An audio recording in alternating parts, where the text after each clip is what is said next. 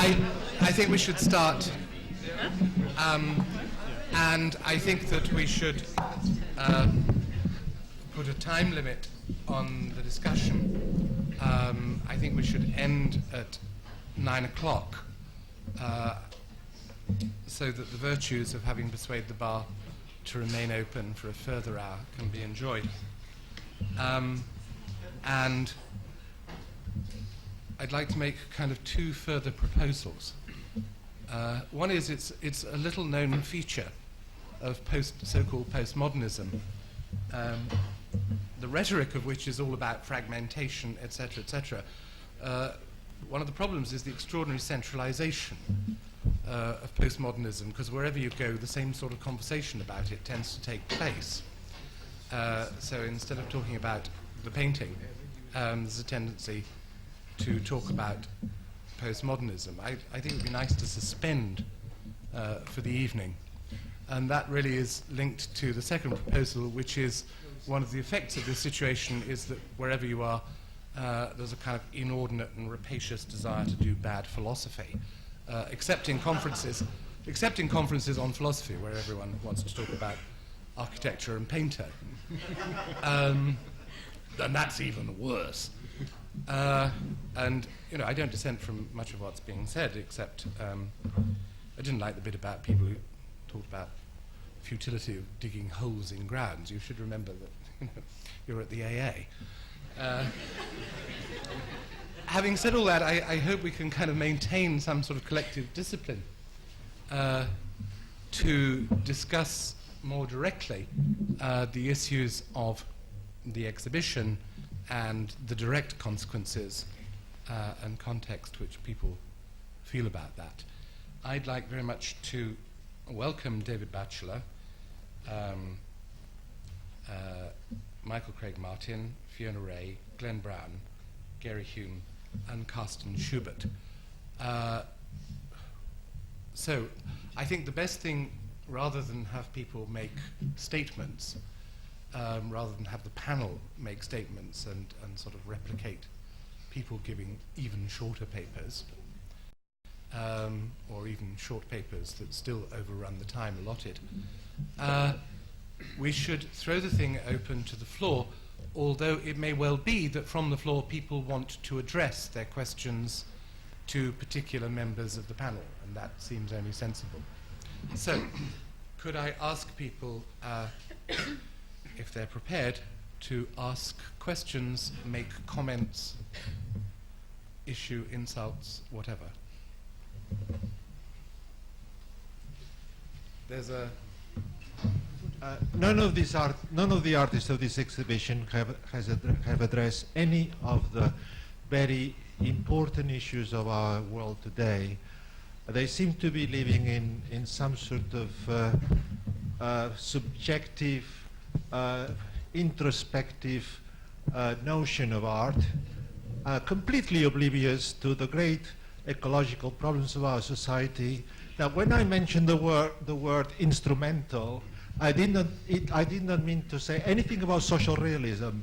I was thinking about a narrative which will be able to articulate some of the crucial issues of our time, instead of turning their back and just doing art for art's sake, supported by the system and the academic institution, which is what has become the art of today.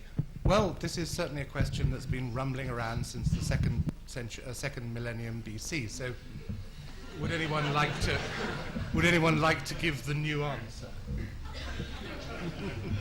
Could we turn it another way? I think you can't really criticise artists for not doing what they don't do. I suggest that you can't criticise artists for not doing what they don't do. You can, however, and people quite often do, criticise curators for not doing everything else. And maybe it would be interesting to hear a little bit about how this show was curated, or whether there was a kind of logic or an intention, because it does have a real homogeneity about it, quite extraordinarily, considering the wide range of artists within it. I don't know who can speak. In fact, I don't even know who was responsible for bringing these people together. I'll give an answer to that question if you like. More directly in answer to that question, why aren't artists sort of dealing with the big issues of the day? The best answer I heard to that one, which is a question I've heard and probably asked myself ever since I became conscious of art. One of the best answers I heard was from Don Judd, who said, yeah, of course artists should organise against American involvement in Nicaragua. That was the big issue of that day. He said, yeah, of course they should, just as dentists should. The point is, why privilege the artist's relationship with that? I mean, art may or may not be the appropriate vehicle for those deals. I mean, if you're really concerned to change the world, which of course we all are, aren't we? If you're really concerned to change the world, art is a very odd place to do it in. Do it, I mean, presumably if you want to change the world, you need a mass audience. Art doesn't have that. For better or worse, I'm not criticising it, but I just think it's easy to assume that you should sort of load on the big issues of the day onto often highly inappropriate vehicles. Changing the world requires some sort of deep and rigorous thinking. I mean, obviously, the sort of modes and so forth used by mass advertising hardly warrants that sort of accolade of any deep or rigorous thinking. How on earth equate it to that? Why can't art perhaps be some sort of special source of insight? I mean, after all, the visual is something that is a medium that stretches across the whole of our experience, and the understanding of the visual could be something that is very important in our very sort of logocentrist age, an age which places faith in words. And words, of course, can just float free of the world, willy-nilly. People in armchairs can spout words without bearing the consequences of their verbiage or their rhetoric. So yes, why can't art be a source of insight if it actually inquires into the way perception works, ideology works, communication works, language works, and all those sorts of things, so that when we look at these great big issues of our time, we're actually coming to grips with them and actually saying something that goes beyond the sort of ad man's blurb and all that rhetoric that we're bombarded with day and night on the mass media.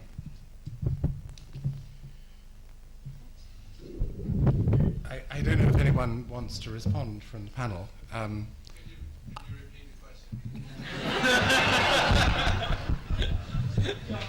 Are we equating art with entertainment? To put it briefly, are we just equating art with advertising and entertainment? No. A little bit better than that. I'd really hoped we weren't going to ask kind of important questions.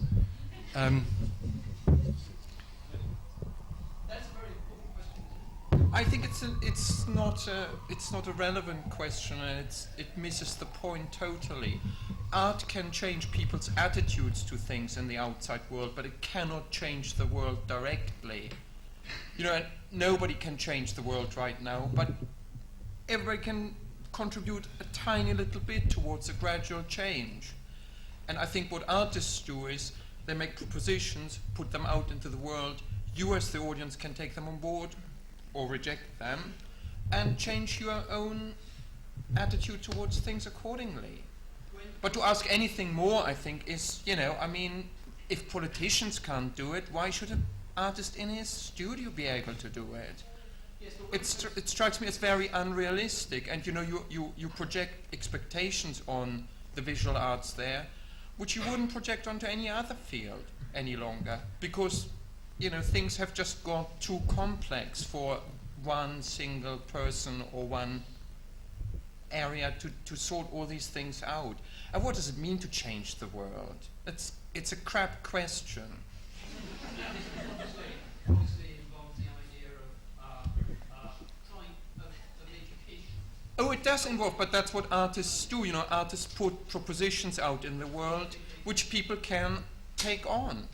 And a lot of people do these days. But I mean, here we are overrun by a sort of mass bimbo culture, where I don't know what you're talking about. I'm not part of it. Things of great sort of worship and celebrity and that sort of thing. Look, try to be a bit more try to be a bit more precise. This doesn't lead anywhere.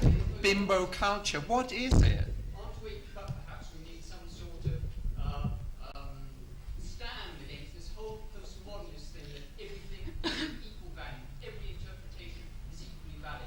Who is saying that? Are you saying that the work in the exhibition is part of the bimbo culture that you were describing? Surely it's not. Well, perhaps we ought to be a little Surely that's his problem. perhaps we ought to be a little bit wary of this. I mean, there is that sort of well-worn sort of sociological observation that the ruling culture reproduces the ideas of the ruling ideology. That's bollocks. It's, you're talking bollocks. I mean, that's one cliche after the next, and it just doesn't make any sense. And I wish we would all get a bit more precise here. That's all I mean, could I just say, To rubbish is important recognition. I won't say it is usually the first refuge of the person who doesn't understand it. But anyway, that seems to be something that we ought to start with. You can at least alert us to this sort of mirroring, this sort of self-sealing sort of circle of perception and selection. We might be getting ourselves into. Why don't you do that? Why don't you do that? Well, these are issues. I'm asking you, why don't you do that? And what is, if it is of such if it is of such central importance to you, why don't you do it? Why look to other people and say they're failing in what you're describing as the most important thing to you? I'm not sharing as thinking it's the most important thing to me. I never suggested for one moment that everybody was failing in these things. What I suggested is perhaps we ought to try and sort of get out of this sort of lulling ourselves into a sense of stupor or complacence. But we aren't. You maybe. you know, I'm not. I knew I was right when I started. I mean, it's such a bad idea to get into bad kind of philosophical and political questions. It's not that there aren't philosophical and political questions, but neither of them are advanced by putting them in such a kind of imprecise form.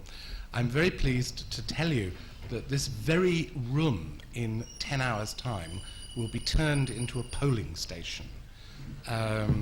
So, you know, somehow the discourse of that, maybe, you know, that somebody remembers that there was an exhibition and that they walked into it and that they had problems with what they saw and that they might like to ask a question about that now. Otherwise, you know, the world is turned into a sort of permanent, inconsequential sociological seminar. Question, and I'm sorry it's not about post-Marxism or critical modernism. This show seems to me very similar to ones that I've seen recently in New York and last year in France and in Israel and several other countries. It seems to me, as an architect, one of the great difficulties we have is the approach to what might be a global culture. And I was very intrigued by, I'm sorry I don't know your name, the second speaker who talked about this as a particularly British show. So I wonder if someone would like to comment on how they see themselves as British or English or regional artists in the context of a global practice. Does anyone want to own up to being British? Well, maybe having co-curated the show, I should say, well, I'm definitely not British, so having co-curated the show, I should probably explain why this limitation came about. I mean, we primarily thought of this whole project as a painting show.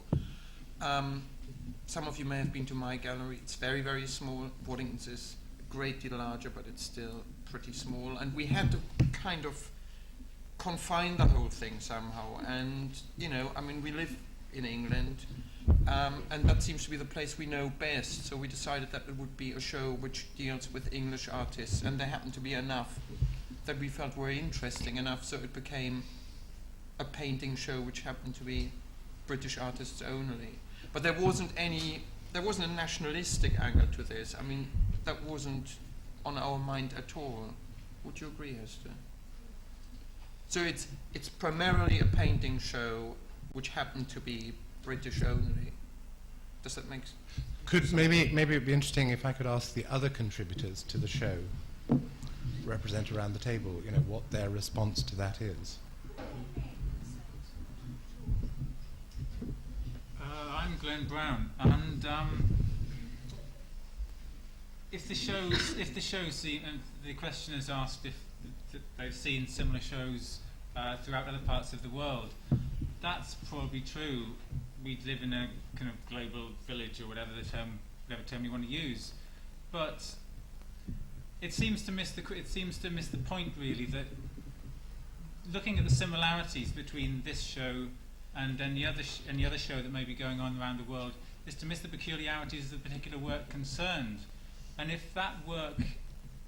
some of that work looks particularly English, if some of it you could consider parochial, then it's the individual works themselves that you should be considering, I think. It's not really my job as an artist, perhaps, to consider the show as a whole.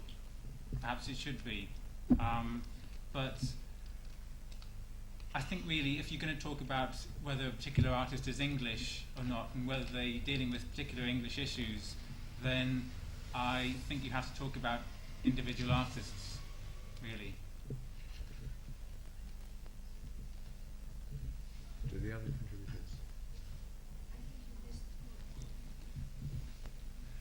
It was stated that the exhibition was your exhibition was an English exhibition and different from French and different from German, and we're asking you why, because it seems remarkably like any exhibition one could see across the world. I haven't stated that the exhibition...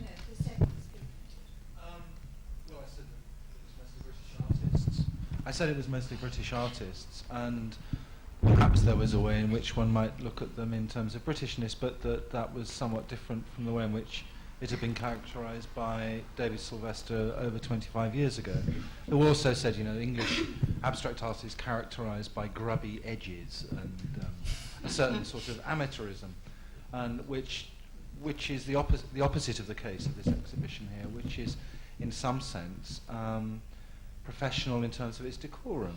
That there's something that if in some way the work is in some respects indistinguishable from work which is carried out in Germany or in France or in the United States of America, does that say something about the fact that we are no longer parochial, or that there's a homogenization of culture? One might ask that question, which the previous questioner, the architect, said, that there was a kind of homogenization. But then again, if you look at art happening in, Santiago de Chile, you look at Eugenio Ditborn, or you look at other Chilean artists. Well, they're responding to work which is happening in Europe and on the Atlantic coast, even though they're artists of the Pacific Rim. Is the whole culture becoming more homogenized, more global, perhaps more club class, more shopping mall, more normal, more ordinary, wherever you go? Perhaps that is a question. Yes, I think of myself as a British artist, if certainly not an English artist, and I think that accidentally, I don't think it was part of the intention of the exhibition, but I think there is a way in which there is something about the exhibition which is peculiarly British, and it doesn't seem to me that it's a parochial exhibition in any way, but and I think it's kind of glib to say that such an exhibition could be this kind of work is done every place else. I don't really think, this is not what I think of as French painting today, and it isn't what I think of as German painting today, and it isn't what I think of as American painting today. And it seems to me that there is some dialogue going on in this work which does have to do with we are compatriots in a way, and we do bump up against each other, and there are shared concerns and a shared way of trying to deal with the questions which have come up about dealing with painting in a postmodern situation. And it seems to me it's really quite specific. I think it's surprisingly particular. I don't know whether Adrian thinks, is that what you meant? Well, I think there is a particular slant to it, of course, yes. I think what the questioner was perhaps responding to was a certain kind of facture, surface, particular opticality of certain colours, a surface appearance, a surface look, rather than a meaning. It's my turn. In my experience, the only people who call themselves British are the English. I've never met any Scotsman or Welshman or Irish person, well, a few Irish persons. But actually, I understood the question to be more, didn't everything look rather alike? Didn't it look rather different? And the reason you may find, I guess, the reason you may find shows which look rather similar in England and, where have you been? France, Israel, quite a few places. Is because Art Forum has a very good distribution network, I guess, and for good reasons. And there are good reasons to read Art Forum. Enough.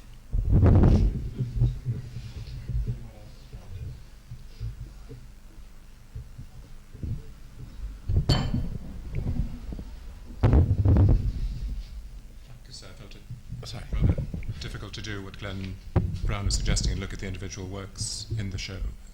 And it's hard in that kind of show. I mean, it felt, for some reason, like a very homogenizing exhibition, forgetting for a minute the worldwide homogeneity, since we're trying to be specific.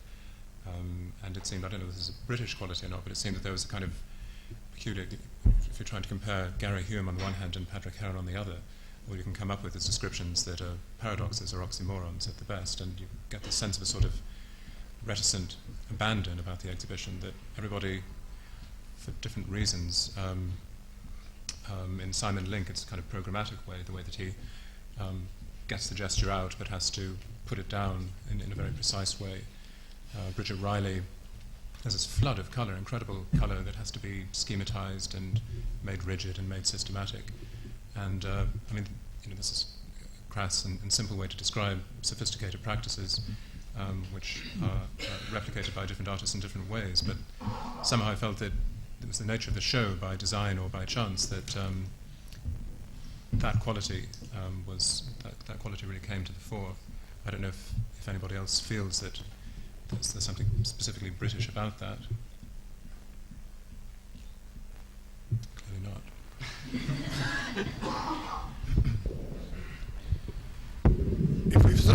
If we've sort of covered nationality and globality, would someone like to ask about the work?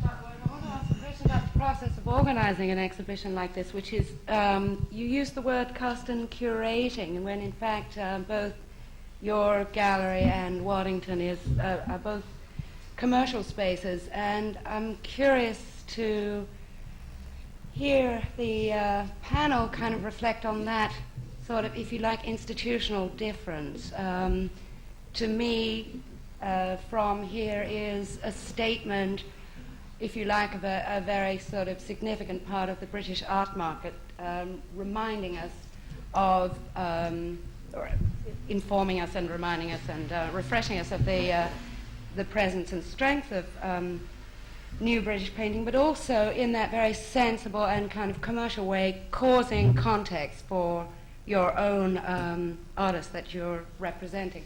That is, to me, a different brief from that of an institutional curator such as Greg and Adrian at the Hayward, or in other instances.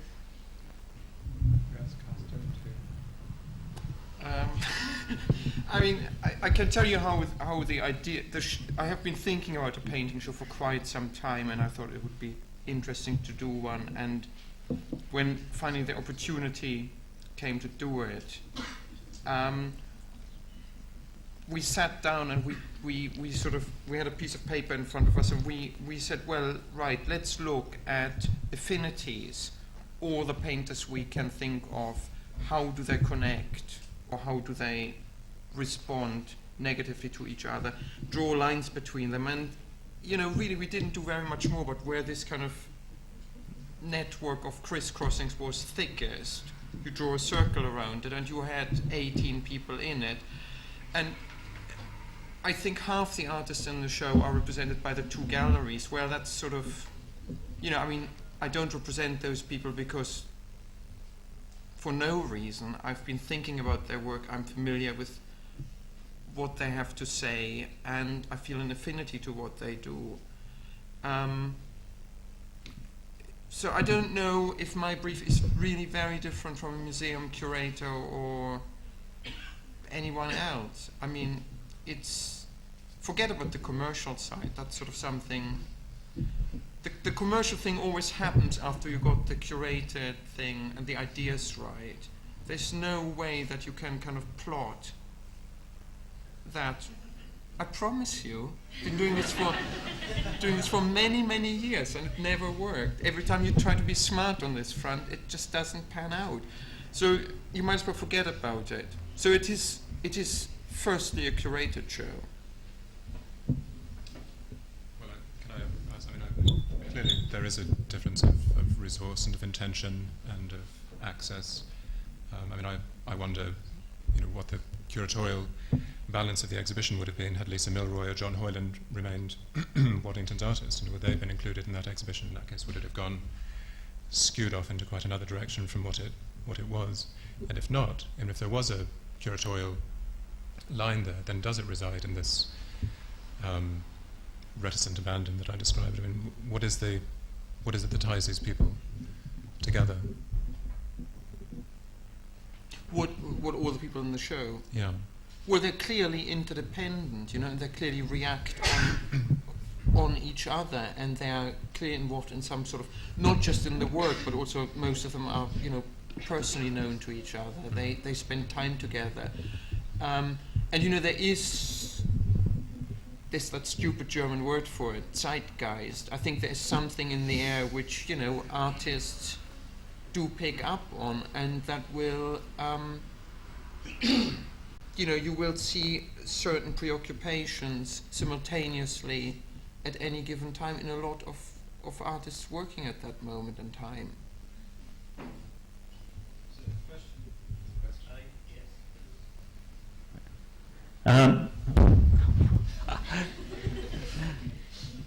Sound. I've been interested in the responses by people today. Speaking in a range of responses and reactions, often verging on the anxious or often hysterical. But I was also interested in Andrew's mention of, say, Baudelaire, the essay "The Painter of Modern Life," and it always struck me it's quite funny why the hell he picked up on a painter like Constantin Guise to exemplify the painter of modern life, as if in some ways there was something in Baudelaire which he really didn't like about images, which caused him a bit of a pain. Maybe it was because they were everlasting and eternal, and they kept on coming back. And there's often been a kind of, I think, various kinds of attempts to stamp out painting or to push it into another kind of guise. Maybe that's what Baudelaire was doing. It goes, I suppose, Pollock in a way. I mean, he preferred to get pierced than paint, and ultimately committed suicide. And then He's in a car crash. Yes, in a car crash. Second one that's Yeah.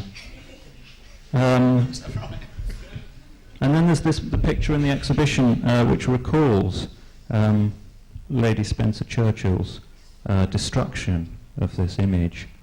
A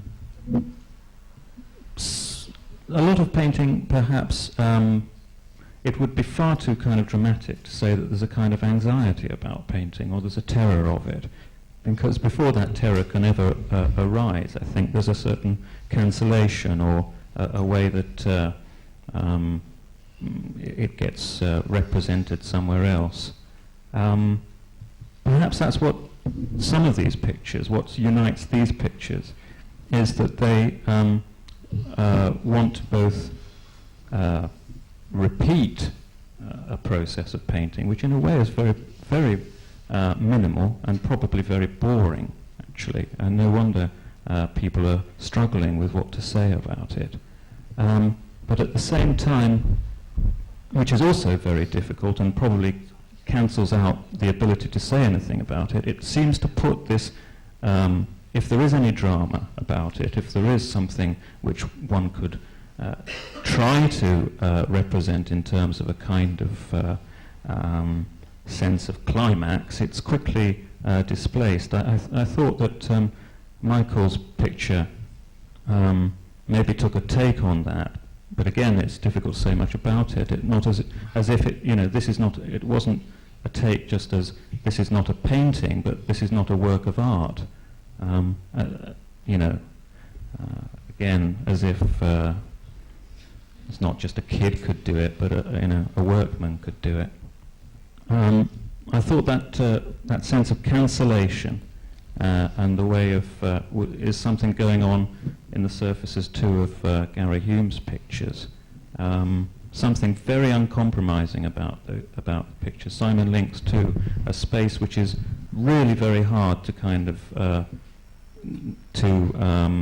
organize. Gary Hume's exhibition at the White Cube at the moment, I think, is very intriguing, but also very difficult, insofar as the spectator doesn't seem to be able to have a kind of place in relation to it. So those are just maybe ways of trying to think about the pictures, but also a way of responding to this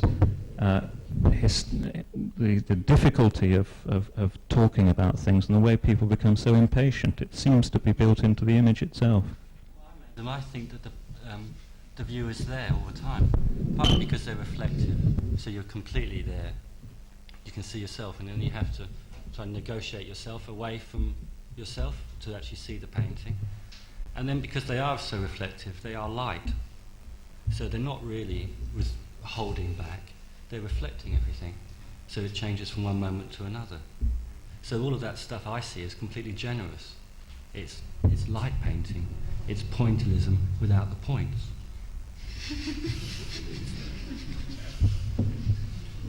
I think there's something about the question that artists can be asked, which nobody's asked, although Adrian seemed to me to refer to it, is why do artists make paintings, and why make them today? And why, when painting has died so many times, do people keep doing it? And of course, every time it was announced to have died, all the painters just kept painting. And it didn't, obviously that isn't what happened. But it seems to me that one of the reasons why there is interest among artists in painting, there is painting around because that's what artists are choosing to do. And I think that artists are choosing to do it precisely because it provides the possibility of a closed world in which there is an access to both the present and to a tradition and to what has gone before. And you have that the second that you do a painting, the second you make the canvas, the fact that it's rectilinear, you're already there. You're already connected into the whole big history. And at the moment when you can make work out of absolutely anything, it seems to me hardly surprising that a lot of artists find it very interesting to work within a realm which provides the parameters that nothing else does. And it's the only place where we've got which does provide those natural parameters. And you can just enter it and then operate within that. And all the rest of art doesn't really provide that anymore. Michael, can I just... there's a quote Bridget Riley brings up again, which is Stravinsky apparently at one point said that the more I limit the means of things I work with, or the range of things I can deal with, the more freedom I gain. And I think painting fulfills that role right now very precisely. If you take on all that burden, all that history, which is a severe limitation, it also at the same time opens a wide range of possibilities. And I think that's why that show was so enjoyable. It showed that there is this vast area of possibility, and it was sort of an eye-opener. You see, I think a lot of the things may seem very mute or very slight or very difficult to verbalize, but what's extraordinary is the way in which somebody can mine that in a very particular way over a long period of time. I mean, somebody like Alan Charlton, I think, is a really extraordinary artist, that he has gone on making these paintings in this way, using this basically the one color we know what they look like, and yet everyone is absolutely different. Everyone is a fundamentally different experience, and it seems to me that, as in all art in the past, they gather power as he goes on. God help him if he ever changes the color or anything. He has to keep going, and they will get better and better.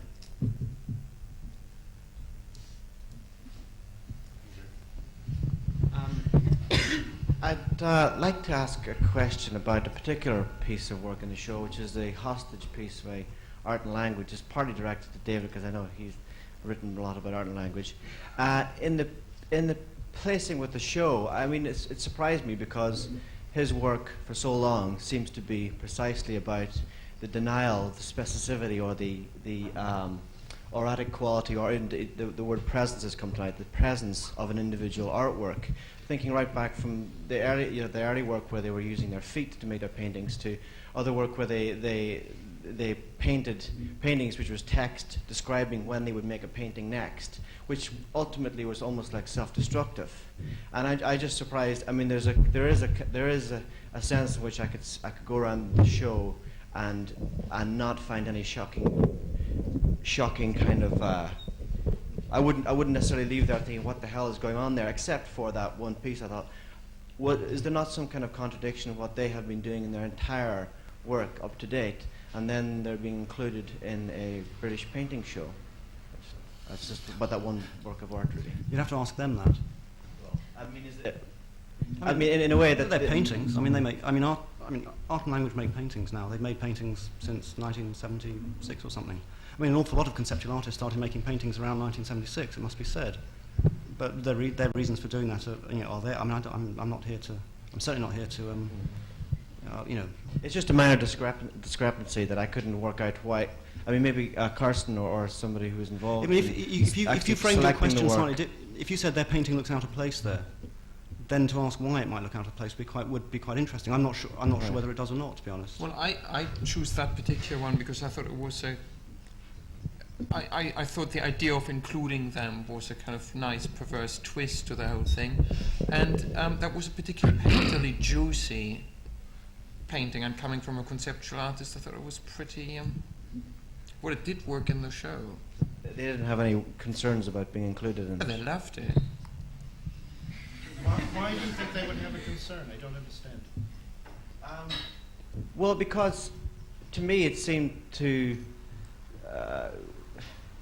When the very idea of being involved in a show is that you share some kind of either you actively share some kind of concerns, or you're deliberately trying to work within what the other artists are doing. Except if you're in real opposition to something, and your whole work is about that opposition, if you like it or not, you become part of it, because the only way that what you do works is if you know what you actually react to. And that's what they have been concerned about for 10, 15 years now. There are paintings about the history of painting. And, what better place to show them to their full glory than a painting show? I mean, what perhaps is strange is that in the discussion, if I can pick up a few kind of themes, is that certain paintings are being discussed at the moment as if one of the aspects is that painting at the moment represents a way of both being constrained, both at a kind of material level, but that constraint has a historical reference. That is to say, to intervene, but to refer to at the same time to a tradition. Now, it's not that that view lacks a plausibility, but it's clearly kind of quite different from a modernist conception of painting. And I think that, in a sense, precisely because we've avoided the use of the term kind of postmodernism, a certain kind of more serious theme actually emerges. And I wonder if anyone has any questions on that, or whether we might pass to kind of other issues. There's a question here and then a question there. It's the one phrase that is missing from both speakers this evening and so far from the panel, and that is conceptual painting, which is something that I, in fact, can historically read or link sort of many different kind of trends and strands and re-examinations, if you like, of, to use a sort of a very ordinary word for it, styles of painting from the 80s right through, and yet it is the one thing I think that creates a linkage through this show, and that is the practice of painting in a conceptual sort of critique.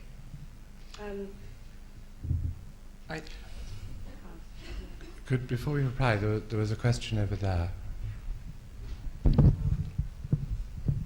My question is kind of related, which is about decadence and whether the artists, the opportunities that allow for all this work seem to come from this self-consciousness, which is perhaps decadent. I mean, and whether the artists regret living in an age when they're not originary, but where they're working in variation form, in a sense, or not, or whether they, whether that's irrelevant, or whether it's as new to them. I mean, I don't know what I think about that.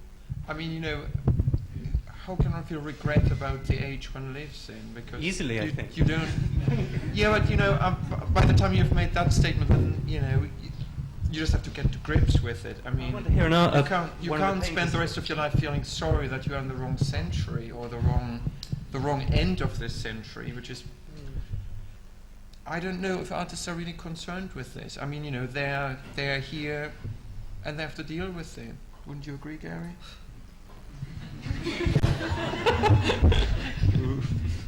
Well, I'm happy to be now, and I couldn't think of a time that would be better for me, because I'm still inquiring about the nature of the very thing that I'm doing.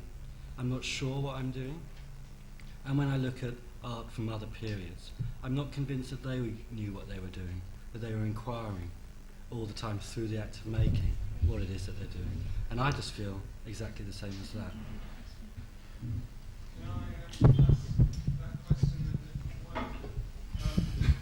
What I wanted to ask the panel, particularly the painters, was whether they thought there was... Sorry, could you repeat it, because people in the main body of the hall won't have heard. I wanted to rephrase the way that question was put, I think.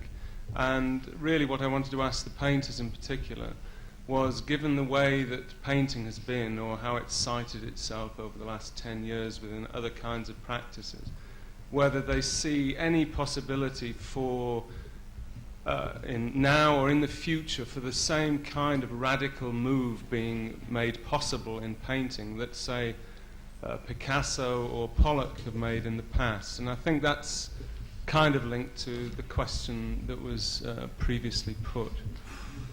Because obviously there's a lot of very exciting painting being made, but given its self-referential nature to some extent, I'd like to know if any of the painters in this show think it is possible still to be able to make that kind of drastic, radical move that has been made within the practice in the past.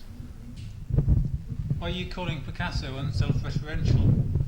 No, I was thinking, sorry, burst.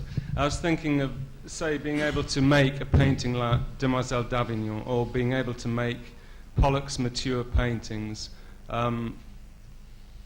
paintings which obviously came out of a history, but which was so radical in their, the way that they positioned themselves in history and the way that they appeared in the world, that they completely changed our notions of the possibilities of painting. Both the examples you've used there, are very much a case of they were taken from a different culture, bring it into European culture. Both Picasso and Pollock were stealing sort of, well, in the case of Pollock, sort of American Indian sand paintings, and same with, well, if you believe Pollock, that's what he was trying to do. You know, Indian sand paintings don't look like Pollock paintings. No, all I'm saying was that what made Pollock radical was the culture, not necessarily Pollock. So you have to look. I think you have to look more to the cultural determinants of the way that the art is going to be presented, and when it's presented, as to what makes it exciting. You just have to believe that artists will always try their very best. Well, I do believe that sincerely. But then it's up to history to make these decisions, and I bet you when Pollock painted those pictures, or when Picasso painted his paintings, that wasn't on the forefront of his mind. They were trying to resolve very real problems. No, I'm not, you know, to talk about these things then 50 years or nearly 100 years on now, as these kind of great heroic. Well, that's what history does to things. Yeah, sure.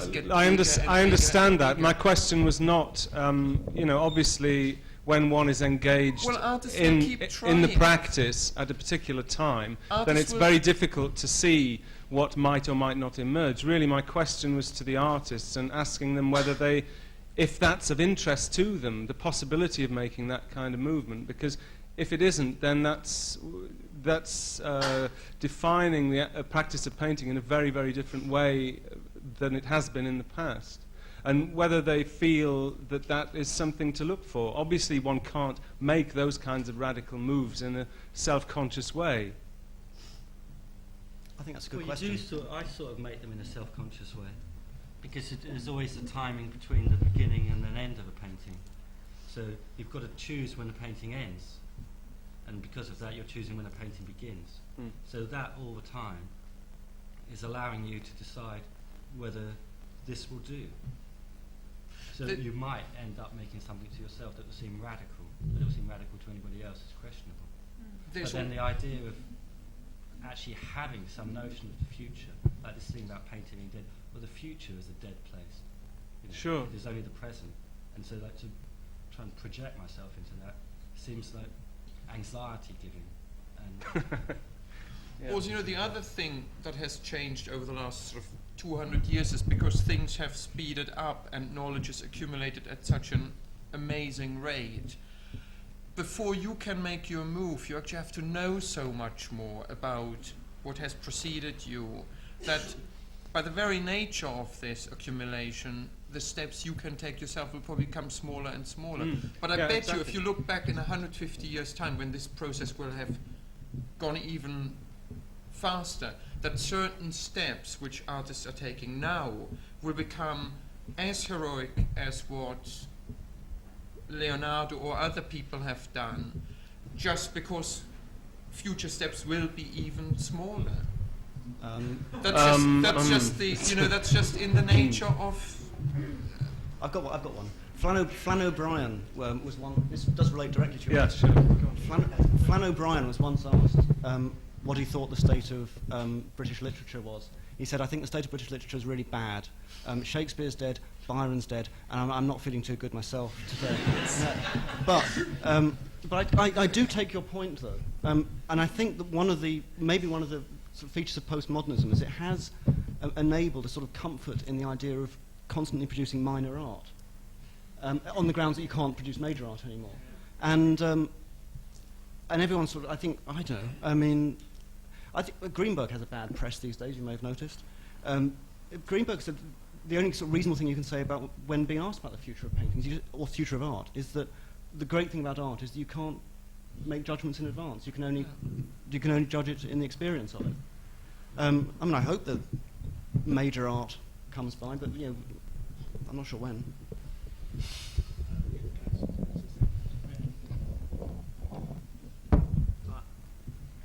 As I'm distinctly the oldest of the artists here, I can say that in my life as an artist, there has been a change in what I perceived as the nature of radical innovation in art in general. And that is, in a sense, that is what we mean by postmodernism. I don't think that it's possible.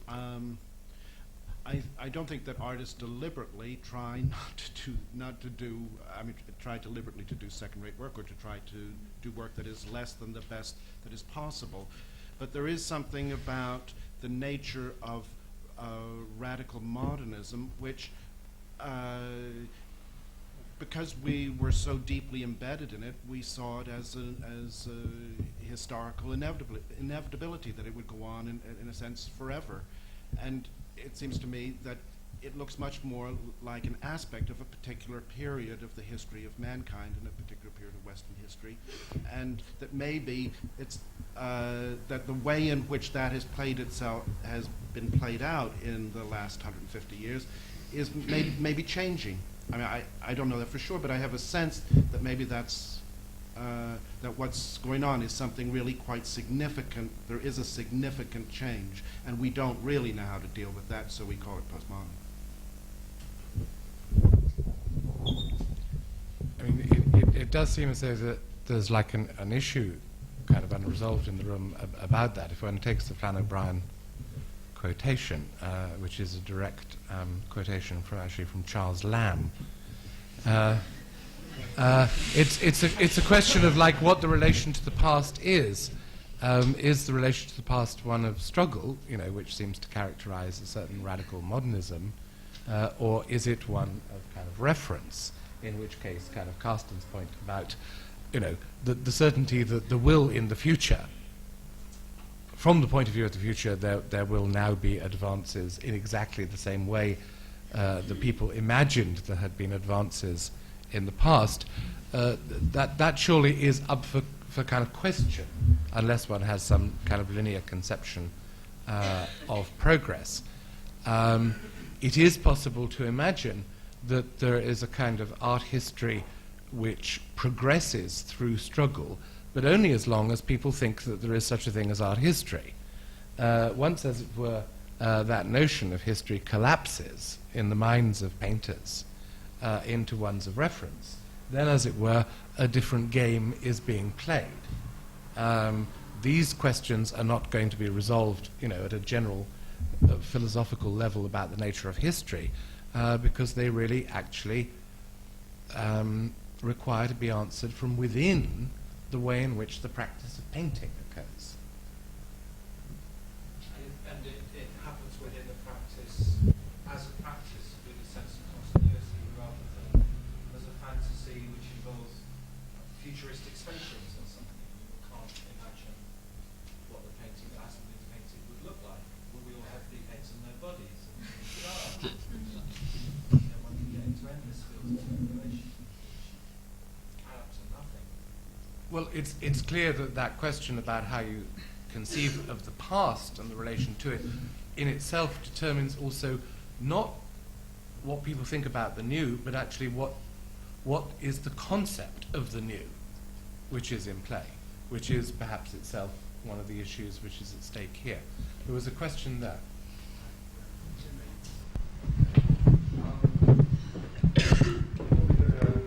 Ramble a bit, but I'm nervous. But anyway, I basically want to get back to Karsten. And something that stayed with me from quite early on is the idea of curatorship around this show. And it's something that stayed with me. It's better. Something that stayed with me after I saw the show. Is the work homogenised, similar, is it different? I've seen all of this work, or work by these artists on previous occasions, so I thought, well, actually, it's not really the same at all. I know it's all quite different. I was feeling great about being in the now before I came in tonight. Now I'm feeling really anxious about being in the now. It's like, actually, Karsten, it's not a facetious question, but in response to your curatorship and what you've said so far about it, and in a sense in response to what Tim was saying and what this other chap, and what Gary said about being anxious about, do I want to be another Picasso? Basically is what the question was, do you want to be another Picasso, another Pollock? Do you ever sometimes think, shit, I'm a really good curator, but like this is a really bum 10 years to be curating shows in, basically?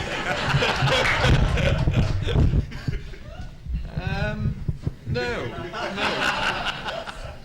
And for the very simple reason, because I can't choose my my decade or whatever. I'm here, born 1961.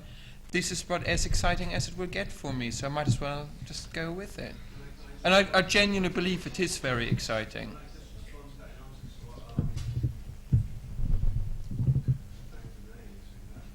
Very, very briefly, I promise.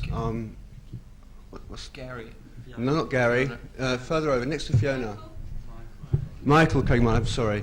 What you were saying about art history and stuff like that, yeah, and I'm still feeling anxious, so I'll carry on that vein. But you know, there is a link between curatorship and art history, and what somebody was saying about, you know, I mean, look, you know, history is like what I did last night, you know, unless we find, how can we talk about a new way of talking about art history? History is history, it's time and space, you know, we live in it. You know, that's a real major change of language, not in terms of, that's to do with changing language, not to do with verbal, written language, not to do with changing painting. But just to carry on, I think there is an interesting link between curatorship and art history. I want to leave egos out of it, and I want to leave commercialism out of it. That's not a problem, but I'll leave it there. I just want to stand out. One quick thing. I think you know, there's history and history. There's what you did last night, which is sort of history, and then there is kind of the things that other people did in the past, which we think are still of some sort of relevance. And the beauty of the game is that we can rewrite that history all the time, but not about what you did last night. It's of no interest whatsoever.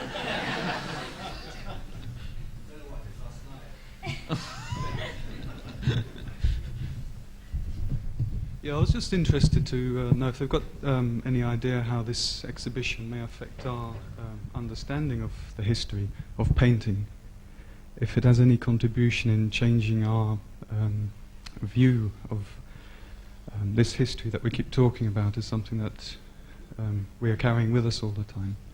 If there is any information gleaned from experiencing such a show.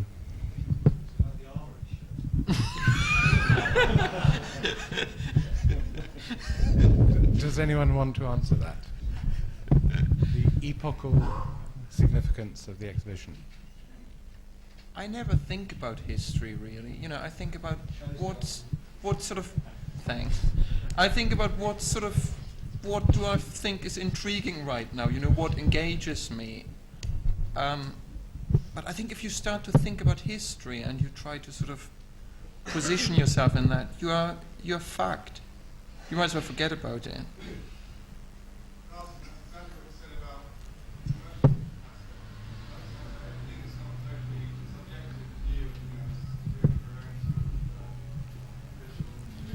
Well, it has to do with what interests you, you know, and I think people should just follow their instincts and get engaged with things. You know, and try to get as much information on the things that surround you and form an opinion about it. But that has nothing to do with thinking about history. Can I just ask a final question, please? Are we stopping now? Just one final question to the curator of this exhibition. We are now in 1995. We have been through a series of isms and schisms and postmodernisms. At the Serpentine we had a show which was a jumble sale, and people thought it was very interesting because it made people think about what is art and what is not art. But I would like to ask the curator of this exhibition, when you select this artist, what is your criteria for judging the value of these works? And do you feel that you have to justify your choices and explain why you think these works are good? Not if they are art, but if they are good. How do you decide? I don't have to justify my choices to anyone. That's the beauty of not being state-funded. Just the bank manager. And it's about what engages me. What I feel is interesting, on what I feel, you know, I want to surround myself with. And I somehow, you know, I mean, there are, I don't know, 100 people in here who sort of, one way or the other, were engaged by this exhibition. So it can't be that wrong. you know, I mean, some people got into a real stew over it, and some people said it was an interesting experience. I can do that's more than most shows achieve, so I'm very happy, and I did exactly what I wanted to do.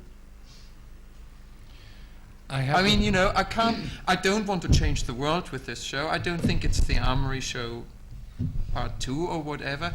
It's getting people to talk about things. It clearly did that. I don't think that the two galleries who were involved could have asked for anything more. And I don't think that, you know, you can throw that back at me and say, well, that's not sufficient. When you talk, do you think there's something perhaps intrinsically difficult and maybe even which can't be gathered into words in a certain way? And that's why you talk about things like instinct or so on, in a way of trying to somehow account for something about painting, which still perhaps intrigues you and which you're curious about, but which at the same time you can't actually find words for, or it seems to be so difficult at least to I think following your instincts following your instincts is a way of finding out, well, you want to find about why your instincts tell you these things. You know, we wanted to see these things together, we wanted to see what happened, and there was a kind of very awkward moment when all those paintings arrived at the two galleries, and we stood there and we thought, Christ, this looks like a big mistake, because it didn't look like anything.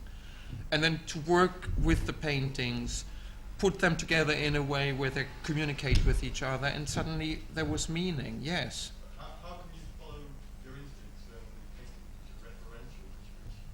I mean, can you be instinctive with your references? Well, you just try them out. You put two next to each other and it looks crap, and then you shift them around, and suddenly, I mean, you know, it's. I think that's actually an amazing experience. You have these works of art, and you put them in a room, and you try to find a way where they all look their best simultaneously. And that's a very instinctive, you know, I mean, one could sit down and say, well, those two wouldn't work together because the colors clash or something, but it's... Well, ask that to the artist. Can you be instinctive with referential? Is that a question? I think it's just crazy. The really were instinctive seems to consciously live side or preconceptions, this, that, and the other. And that's the beautiful of curating paintings. At the end of the day, all you're doing is placing that on the wall. Well, no, we choose them first, you know, we just... I appreciate that, but talking about kind of that looks quite next to that, I mean, that's self-effacing, I realise that. It's not just about interior design, it's about actually consciously putting aside preconceptions. No, it's not about it's not about interior design. It's about making sure that every work in the show is giving the best possibility in the context to look its best. But also you must accept it's a dynamic process in itself. You as a curator, you must be really understanding of the work. Yes, sure, I have an understanding of the work. It's an exploration of the work, and that's the whole point. Otherwise, what you're doing here. It's not really instinctive intuitions. I mean, that's always one of the things. Referring to the things that we're referring to. I mean, instinct was a major factor in the works that a lot of these artists refer to.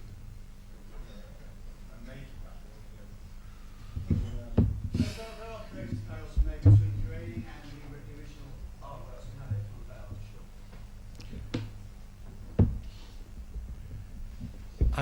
I have the feeling that we've got to the point in the evening where actually conversations might be more usefully had in the bar. Especially since everyone's got to the point where the moment you think of putting one thing next to another, that's become a deeply trivial issue, which unfortunately this is an institution of architecture which does just that. So I'd like to kind of bring the evening to an end. I'd like very much to thank those people who've made this evening possible. First of all, Kerith Wynne-Evans from the AA, who suggested the event. I'd like very much to thank Waddingtons, and in particular Alison Jakes, for making this evening possible. I'd like very much to thank all the contributors, and especially for you to come. Thank you very much.